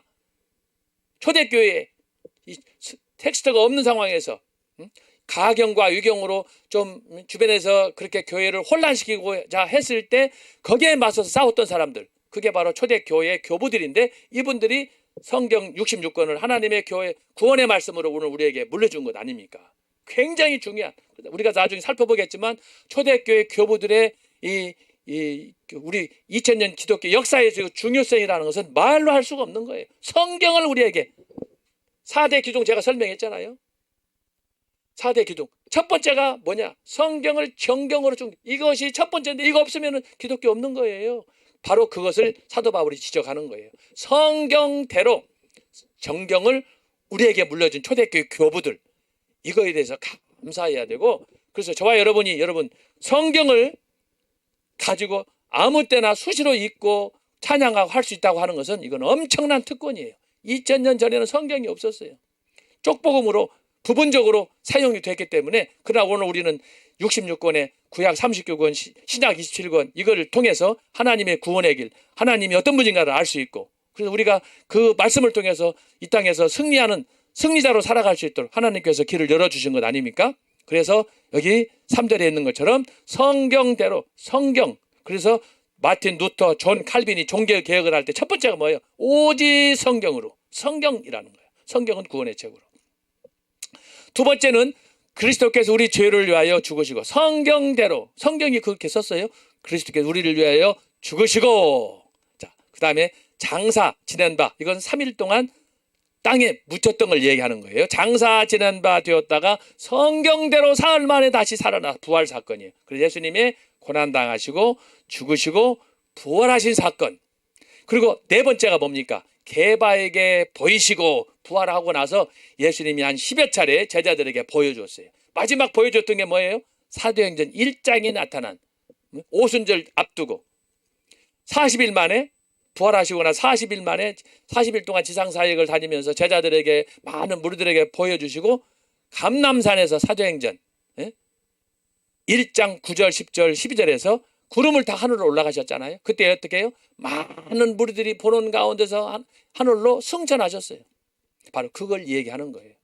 자, 이 상황 중에 하나라도 부정하면 그건 2단 3단이 되는 거예요. 그래서 중요한 게 뭐예요? 성경. 하나님께서 저와 여러분에게, 우둔한 우리들에게 아무리 가르쳐줘도 잘 깨닫지 못하고 이렇게 하는 그런 연약한 부족함이 우리들에게 미련한 것들이 있잖아요. 성경 말씀을 주신 것은 그것을 깨우치도록 주신 거예요. 그래서 생명의 말씀, 성경보다 귀한 선물은 없는 거예요. 그걸 통해서 우리가 강의도 듣고 말씀을 연구하고 기도하면서 우리가 신앙생활을 할 수 있는 기초가 되는 거 아니에요? 만약에 성경이 없다, 길을 잃어버린 고아처럼, 나그네처럼 우리가 어디로 갈 거예요? 그러면 절간으로 갈 거예요? 뭐 해인사로 갈 거야? 어디로 갈 거예요? 금산사로 갈 거예요? 다 그건 미친 짓이에요. 오직 하나님을 통해서, 하나님 말씀을 통해서, 계시의 말씀을 통해서 우리가 구원의 그 확증을 갖고 하나님께로 나아가야 될 줄로 믿습니다. 바로 이것이 고린도전서 15장 3절, 4절, 5절에서 사도 바울이 얘기한 복음의 엑기스예요. 아주 중요한 거야. 그래서 첫 번째는 성경, 두 번째는 예수 그리스도의 고난당하심, 장사 지내심, 부활하심, 그 다음에 하늘로 승천하심. 승천한 다음에는 뭐예요? 사도행 1장에서 얘기한 것처럼 구름을 타고 다시 너희들이 본 대로 오시리라. 이제 하나만 남았어요. 다 이루어졌어요. 그것을 얘기하는 거예요. 그래서 여기 사도 요한이 말하는 것은 바로 예수 그리스도의 이런 그 구속 사건, 이 중에 하나라도 부정하면 이단이 되는 거예요. 이단. 이것을 여러분들이 기억하시고, 만약 이 시간 강의를 듣는 가운데서도 나에게 조금 이건 아니다 라고 했을 때는 자신을 돌아보면서 말씀을 읽으면서 회개하고 온전한 신앙으로 우리가 회복해야 될 줄로 믿습니다. 여기서 정리한 것이 바로 그겁니다. 그 다음에 2페이지 3번. 유다는 1장 4절에서 이렇게 말했어요. 이는 가만히 들어온 사람 몇이 있습니다. 여러분, 이단들은 교회 당당하게 크게 목소리치면서 떠들고 들어오지 않아요. 신천지 들어오는 거 봐요. 슬그머니 도적과 같이 돌아가지고 이 사람 저 사람 꼬셔가지고 교회를 어렵히고 어떤 때는 교회를 통째로 먹어버린다고 그러잖아요. 이런 사기꾼들이 어디가 있어요. 가끔씩 길에 가다 보면 젊은 남자들 쌍쌍이 가다가는 갑자기, 저도 여러 번 당했어. 와가지고 아주 참 귀한 분입니다. 뭐 하나 보기에 아주 행복해 보입니다 하면서 전도한 그놈들은 전부 다 신천지 출신이야. 여러분, 길에 지나다가 종종 그런 사람들 만나잖아요. 야, 우리는 이제 그런 걸 교육받아서 알기 때문에 사탄을 물러가라고 하지만 일반 사람들은 모르고 친절해 주니까, 누가 지나가다가 나한테 커피 잔 주면서 그렇게 친절하게 나를 대하는 사람이 누가 있습니까? 요즘 힘든 때. 그런데 이놈들이 천사로 가장해가지고 아주 예쁘게 멋있게 옷을 입고 와가지고 아주 오늘 아주 모든 일 형통하게 잘 되기를 바랍니다. 아주 귀한 분입니다. 막 이렇게 뻥을 튀면서 갑자기 그렇게 되면은 모르는 사람들은 거기 넘어가서 상담하고 5분 대화하고 10분 대화하다가 빠져가지고 신천지 빠져가지고 말이에요. 그러면 이제 신세 망하는 거예요. 지금도 여러분 유튜브 들어가 보세요. 젊은 아들이 딸이 대학 다녀야 되는데 학교 안 가고 거기에 빠져가지고 그 앞에서 매일 데모하는 사람들 부모님들 보잖아요. 제가 학교에서 총신대에서 강의하는데 강의하다가 나중에 잠깐 쉴 때 내가 학생들하고 별도로 시간 만들기는 그렇고 해서 커피 한 잔 마실 때 한 10분 정도 중간에 쉬는 시간이 있잖아요. 그럴 때 내가 학생들 몇 사람이 앉아있길래 내가 물어봤어요. 우리 학우는 여기 총신대 오기 전에 뭐 했습니까? 그랬더니 그 중에 한 사람이 그래. 교수님, 저는 신천지 출신입니다. 그래서 제가 얼마나 놀랐겠어요. 그런데 어떻게 총신대에 왔어? 신천지에서 제일로 미워하는 데가 총신대라고 그러는데 어떻게 총신대 왔어? 그랬는데 이 사람이 군대 가기 전에 옛날 젊었을 때 대학 2학년 때인데 신천지가 뭔지도 모르고 빠져가지고 대학 중퇴하고 신천지에 대해서 열심히 공부하고 거기에 상당한 직급까지 받았어요. 리더까지. 군대 제대하고 나와가지고 대학을 졸업해야 되는데 가지 않고 신천지에 빠져가지고 거기서 훈련 받아가지고 거기 중요한 리더가 됐는데 공부하고 그들하고 교제하면 할수록 마음속에 회의가 생기는 거야. 도대체 내가 이거 제대로 하고 있는가?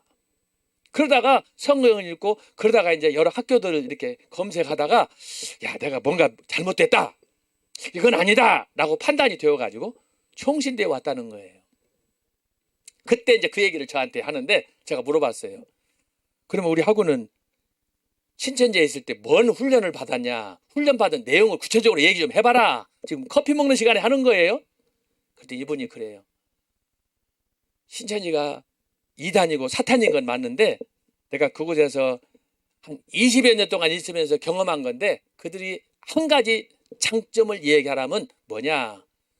성경을 달달달 외운다는 거예요. 거기 리더들은 성경을 다 외운대. 그래서 제가 물어봤어요. 어떻게 외우느냐 그랬더니 성경 우리가 아는 대로 제자 훈련할 때 성경을 많이 암송을 하잖아요. 요한복음 1장 12절, 요한복음 3장 16절, 도마서 4장 12절 여러 가지 중요한 뽑을 말씀들 전도활용으로 또 자기의 신앙 유익을 위해서 많이 뽑잖아요. 시편 23편 이렇게. 그런데 이 친구가 거기서 훈련하는 동안에 성경을 그쪽에 리더들한테 그 할당된 성경 구절이 있어. 쭉쭉 자기들 나름대로 정리한 거 있는데 이 친구 하는 얘기가 교수님 내가 모르고 그곳에 있을 동안에 훈련 중에 매일 체크를 한대요. 거기 있는 감독관이 하는데 교수님 제가 성경 구절 2000구절을 암송합니다. 그러더라고요. 기가 막힌 일이에요. 그러니까 밖에 나가가지고 장로든 권사든 그중에는 목사들도 거기에 꼬임에 넘어가가지고 미친놈들이지. 못 당하는 거야. 못 당하는 거야. 그래서 제가 그 얘기를 듣고 나서 야 진짜 이 좋은 것을 신천지가 다 가져갔구나. 제가 그 생각을 하고 또 이제 다른 학우들한테 물어봤어. 우리 학우는 어떻게 여기 왔냐 그랬더니 이야 이 친구는 나이가 이제 27인가 됐는데 막 군대 제대하고 왔더라고. 내가 물어봤어. 우리 학우는 어떻게 총신대 왔냐? 이 친구도 대학 다니다가 친구가 절친이 있었는데 꼬셔가지고 친구 따라가다가 신천지에 빠졌다는 거야. 그래가지고 이 친구도 대학 휴학하고 군대 갔다가 이제 딱 제대를 했는데 군대에 있는 동안에 하나님의 은혜를 받았어. 그래가지고는 군대에 있는 동안에 이제 시간 많이 남으니까 이 책 저 책 뒤지고 이렇게 하다가 자기가 아무리 봐도 친구가 절친인데 이 친구가 자기를 뭔가 잘못해가지고 잘못된 이단에 빠진 것 같더라는 거예요. 그래가지고 이 친구가 내가 다시 한번 조사를 해봐야 되겠다 하고 제대해서 복학 안 하고 집에서 연구하다가 내가 이단 신천지에 빠져 있구나. 내가 이걸 바로게 잡으려면 어떻게 해야 될까? 그래서 또 인터뷰를 다 뒤져가지고 신천지 잡고 바른 신학을 가르쳐주는 총신대에 가야 되겠구나 해가지고 총신대에 왔는데 내가 물어봤어. 조금 전에 옆에 있던 친구가 성경 구절을 2000구절을 암송했다고 그러는데 내가 물었어. 우리 학우는 신천지에서 한 2년 정도 훈련을 받았다는데 거기서 뭘 훈련 받았습니까? 그랬더니 이 친구는 자기는 성경 600구절을 암송한대. 거기는 학생들이 다 놀래 자빠졌어요. 그래서 내가 물어봤어. 여기는 학우들한테. 우리 학우들 중에 신천지 이 친구는 성경 구절을 2000구절을 암송하고 이 친구는 이제 막 제대해가지고 성경 구절을 600절 암송한다고 그러는데 자 우리 학우들 자 여러분들 중에 성경 100구절 암송하는 사람 손 들어봐. 한 사람도 없어요. 이야, 여러분 이게 현실입니다. 이단들은 희망이 보이지 않고 장차 그곳으로 가면 절망이고 저주를 받을 텐데도 그걸 모르고 그냥 위에서 시키는 대로 성경을 암송. 세상에 어떻게 여러분 2000구절을 매일마다 그걸 한다는 거예요. 훈련 받을 때 잊어버리니까. 그런데 이 두 친구가 지금 어떻게 됐느냐. 총신대 신대원 졸업하고 목사 안수 받고 지금은 신천지 그 이단에 빠진 사람을 전도하는 개척교회를 시작을 했어요. 제가 한 3개월 전에 전화를 오랜만에 한번 해봤어요. 혹시 나를 기억하나 못하나 하고 이렇게 했더니 반가워가지고 그래서 옛날 얘기 좀 했어요. 그때 이 친구가 그래. 야, 자기는 신천지에 빠진 사람들을 구원하기 위해서 신학을 해가지고 목사가 됐는데 교수님이 얼마나 힘든지 모릅니다. 그놈들이 나만 보면 죽이려고 그러고 항상 위협을 받는다는 거예요. 예? 옛날 대학 다닐 때는 구리에 있었는데 지금은 저기 분당으로 옮겼더라고. 근데 제가 대화 중에 참 마음이 아픈 건 뭐냐. 조그만하게 교회 개척해서 신천지를 상대로 전도하고 그러는데 거기다가 코로나를 맞았잖아요. 코로나. 교회 임대해가지고 들어가는데 교회 임대도 어렵고 너무 힘들다고 그러는데 아이고 제가 얼마나 마음이 안타까웠는지 몰라요. 여러분 이단에 빠질 때 처음부터 단체로 막 이렇게 하는 게 아니고 몇 사람의 친구의 속임수에 빠져가지고 그래서 이단에 빠지게 되는데 여기 오늘 유다서에서 유다가 1장 4절에서 그렇게 말하지 않습니까? 이는 가만히 들어온 도적놈이야. 도적놈. 영혼을 훔치는 도적놈 사기꾼들. 몇 사람이 있습니다. 그들은 애적부터 이 판결을 받기로 미리 기록된 자니 여러분 이단도 예정됐다는 거예요. 처음부터 사기꾼이지 처음부터 착한 사람은 없어요. 경건하지 아니하여 우리 하나님의 은혜를 도리어 방탕한 것으로 바꾸고 홀로 하나이신 주제 곧 우리 주 예수 그리스도를 부인하는 자리라. 이단의 특징은 뭐냐? 예수님을 부인하는 거예요. 그리고 어떻게 해요? 지가 하나님 되는 거예요. 사도 요한은 요한계시록 22장에서 이렇게 말합니다. 18절 내가 이 두루마리의 예언의 말씀을 듣는 모든 사람에게 증언하노니 만일 누구든지 이것들 외에 더하면 여러분 거기다가 줄을 치세요. 요한계시록 22장 18절 자 하나님 말씀 외에 더하면 어떻게 해요? 더하면 어떻게? 하나님이 이 두루마리에 기록된 재앙들을 그들에게 더한다. 여러분 이건요 문자적으로 우리가 받기도 해야 되지만 이걸 저와 여러분에게 적용하면 우리가 신앙생활 할 때 자주 이런 오류에 빠져요. 좀 더 기도해보고 뭐 은혜가 임하고 뭐가 형통하면요 보이는 거 없어. 지가 하나님이 돼. 예? 여러분 그럴 때 특별히 우리가 꿈을 꾸거나 어떤 환상을 봤을 때 가장 위험한 때예요. 오늘 이 말씀을 여기다 적용을 시켜봐야 돼. 그래서 하나님의 두루마리의 재앙들을 나에게 더한다. 그래서 우리가 항상 하나님의 말씀대로 칼빈이 말한 것처럼 성경이 가는 데까지 가고 성경이 멈추는 데서 멈춰라. 그런데 사람들은 그렇지 않아요. 자기가 어떤 은혜를 받고 지난밤에 어떤 꿈을 보고 로또가 당첨되었다 그러면은 신바람 나가지고 지가 하나님이고 거의 다 미쳐. 반 미쳐. 그러면 안 된다는 거예요. 이건 저와 여러분이 거의 일상적으로 경험하는 거 아니에요. 우리 하나님 말씀을 믿으면서도 알면서도 스스로 신이 돼. 참 그러니까 사탄은 순식간에 저와 여러분의 마음을 흔들어서 우리를 넘어뜨리는 거야. 전 목사님이 엊그저께 설교하실 때 그랬잖아요. 사탄은 베드로를 통해서 사람을 넘어뜨린다. 누구를 넘어뜨리려고 그랬어요? 예수님을 넘어뜨리려고 하잖아요.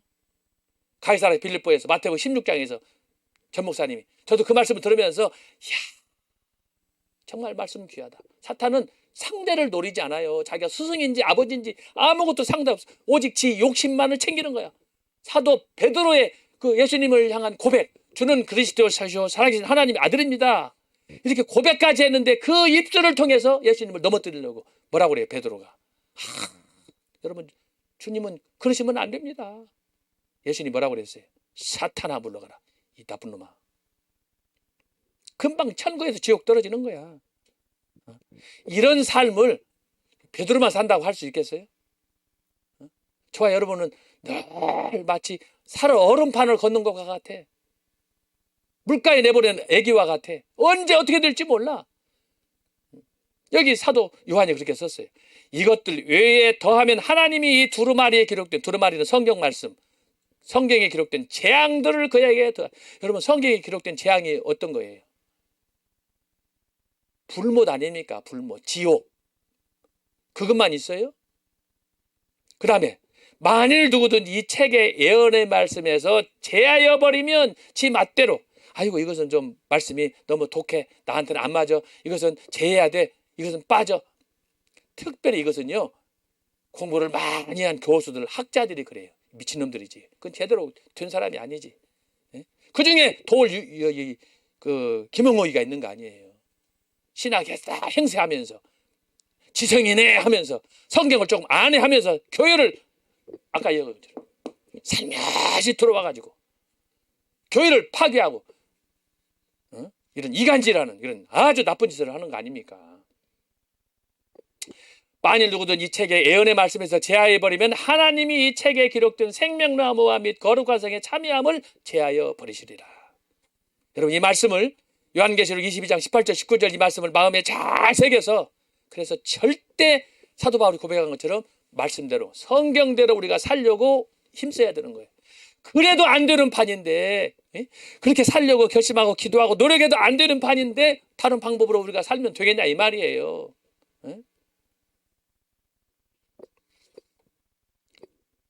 요즘 젊은이들이 자주 사용하는 언어 중에 제가 이 강의 준비하다가 원래 초대교회자 책에 없어요. 이 만화에도 없어요. 이 만화에도 없는데 이 강의 준비하다가 딱 영감이 와서 쓴 거야. 젊은이들이 사용하는 언어 중에 뭐가 있느냐? 빼박이라는 말이 있어. 빼박. 좀 말이 거칠죠? 빼박이라는 말이 있는데 이것은 뭐냐? 유통수로 다른 어떤 방법이 없다. 결과는 필연적이다라고 하는 거예요. 여러분.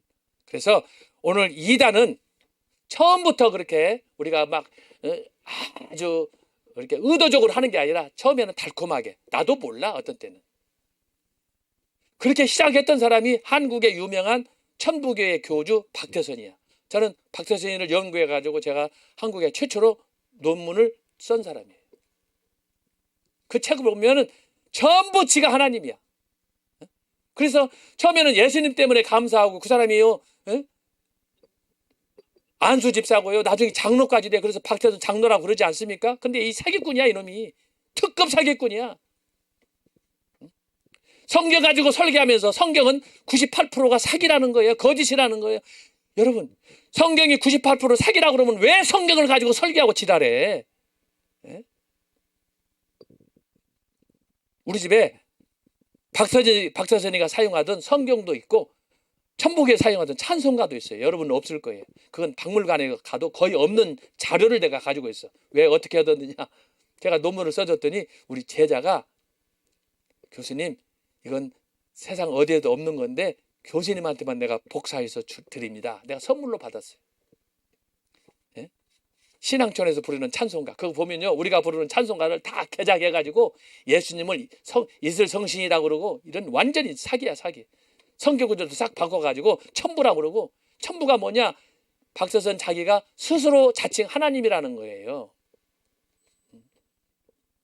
이단이 되면 안 보이는 거예요. 자기밖에 안 보이는 거예요. 예수님이고 말씀이고 아무것도 없어. 그러다 보니까 병신 돼가지고 나중에는 이제 하나님의 진노를 받게 되는 거죠. 자, 그러므로 여기 네 번째 줄, 여기서 바로 요청되는 것이 뭐냐? 성경 해석이에요. 성경을 해석을 위해서는 어떤 준비를 해야 되는지, 보통 성경 해석을 잘 하려면 네 가지 준비를 해야 됩니다. 네 가지 준비. 첫째는 뭐냐? 문자적 혹은 본문 중심. 우리가 성경을 대하지 않아요?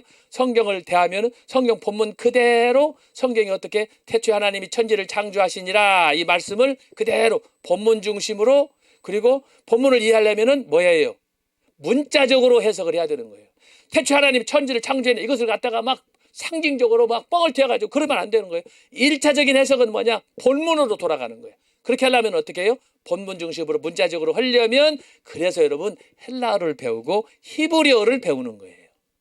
근데 이건 일반 집에서 교회에서는 못하지 않아요?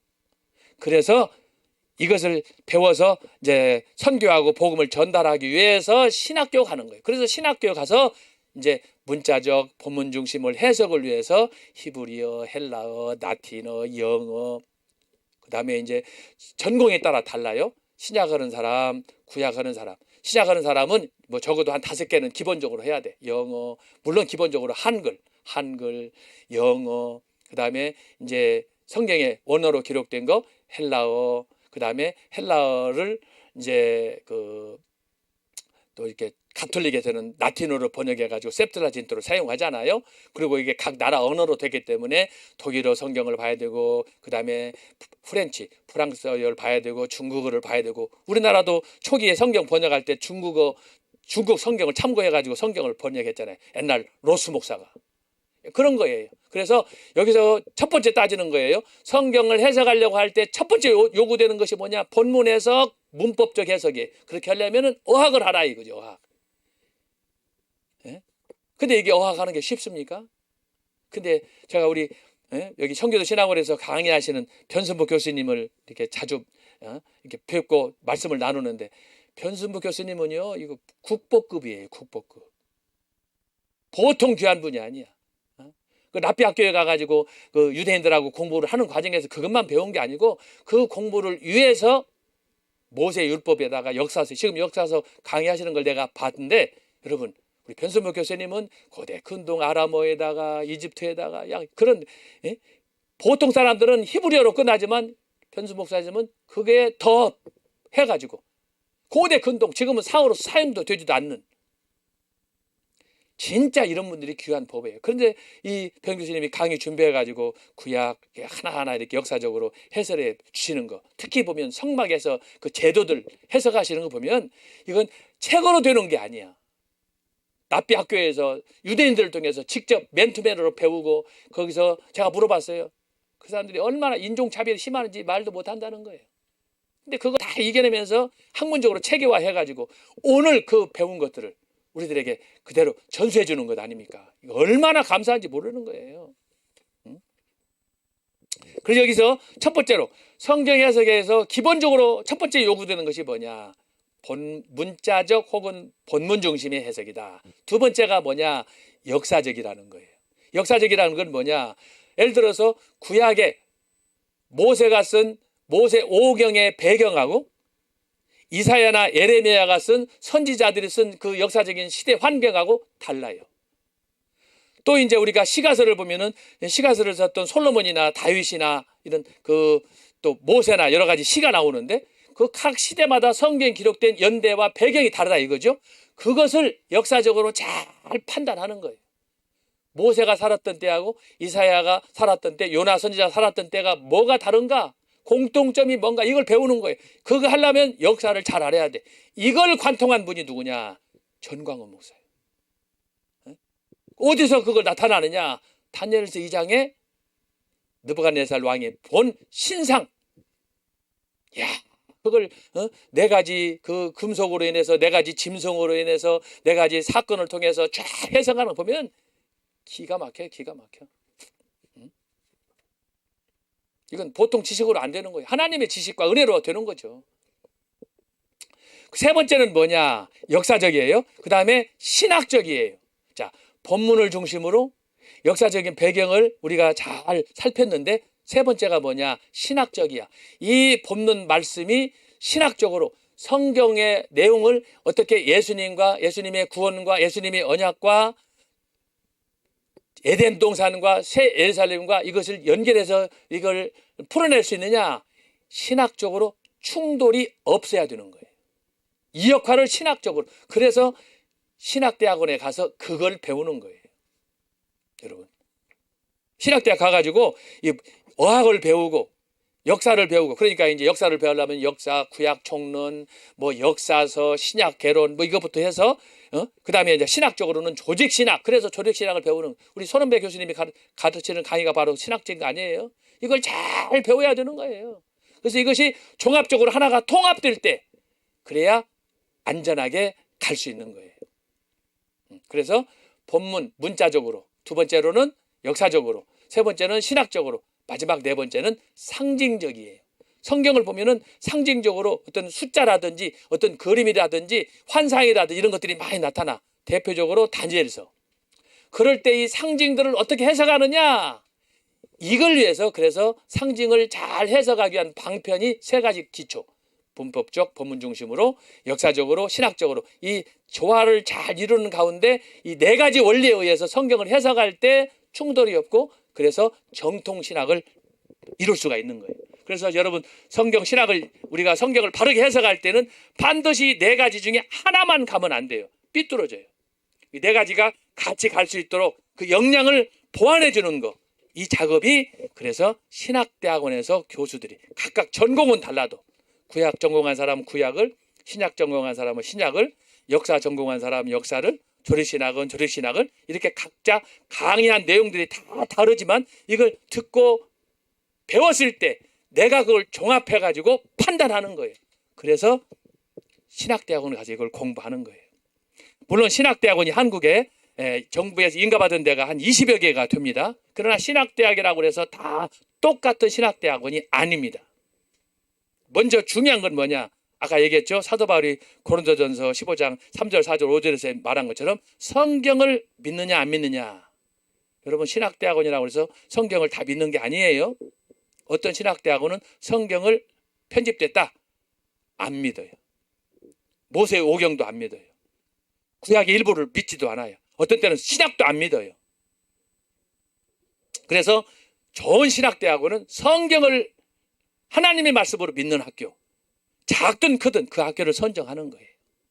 그래서 여러분이 참고로 이렇게 해주시고, 그래서 오늘은 제가 여기 성경 해석, 이단들의 성경 해석은 지가 하나님이라고 그랬잖아요. 그런데 그것은 뭐냐? 성경의 원리, 교회사의 원리, 조리신학의 원리를 다 무시하고 지가 하나님이 됐기 때문에 바로 그런 오류를 범했다.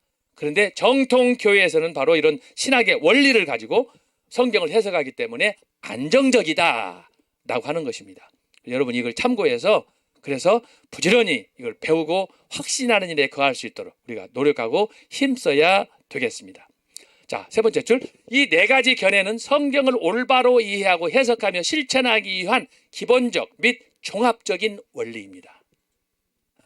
그래서 항상 우리가 예를 들어서 역사를 공부했다, 역사만 하면 안 되는 거예요. 반드시 본문의 문자, 조디신학, 상징, 이것을 항상 종합적으로 가야 된다. 그렇기 때문에 신학대학원에서 3년 동안 공부하고 목사가 되더라도 바로 그렇게 목회하면은 우리가 성숙하게 잘 할 수 있는 게 아니에요. 시행착오를 발생해요.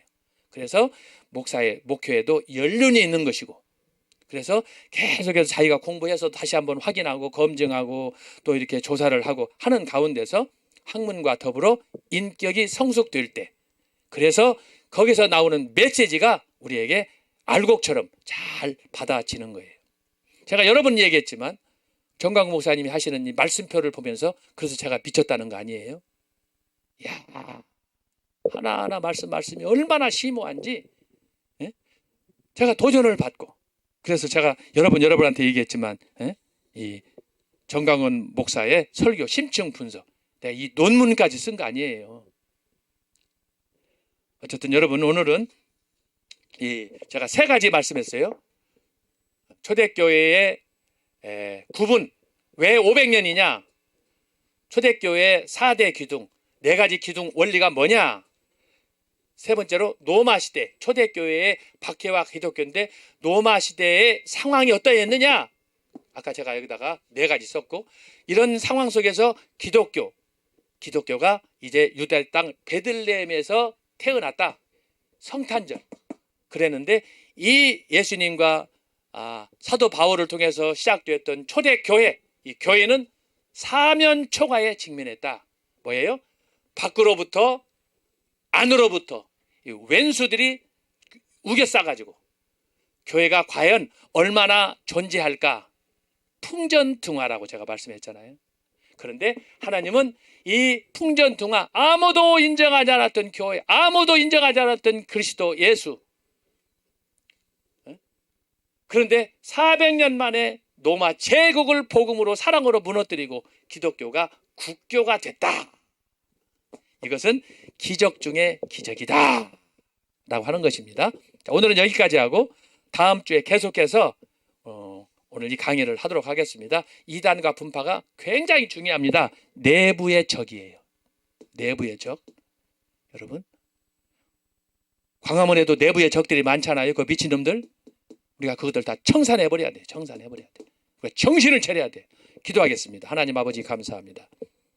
오늘 초대교회 이단과 분파를 살피는 가운데 500년 동안 있었던 여러 가지 사건들을 간단하게 정리를 했습니다. 초대교회는 유대 땅 베들레헴의 예수 그리스도의 탄생과 더불어 시작이 됐지만 그 교회는 풍전등화, 한치 앞을 볼 수 없는 위기에 직면했습니다. 헤로드 왕은 예수 그리스도의 탄생을 보고 2살 이하의 사내 아이들을 다 죽였습니다. 기독교의 시작은 이렇게 비참한 비극적인 살인사건으로 시작이 됐습니다. 과연 이 기독교가 얼마나 버틸지.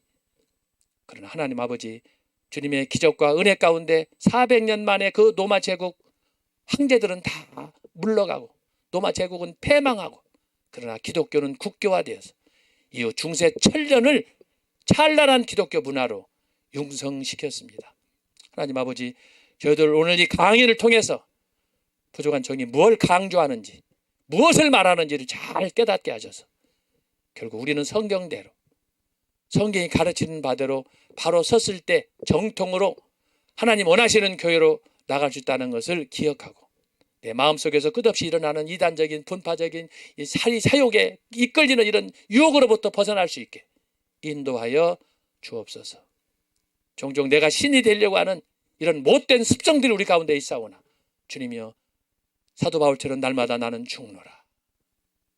하나님 앞에서 십자가를 붙들고 죽고 다시 십자가로 부활하는 우리의 신앙이 될 수 있도록 주여 은혜를 베풀어 주옵소서. 계속되는 오살리의 집회에도 하나님 기적을 베풀어 주옵소서. 예수님의 이름으로 기도하옵나이다. 아멘.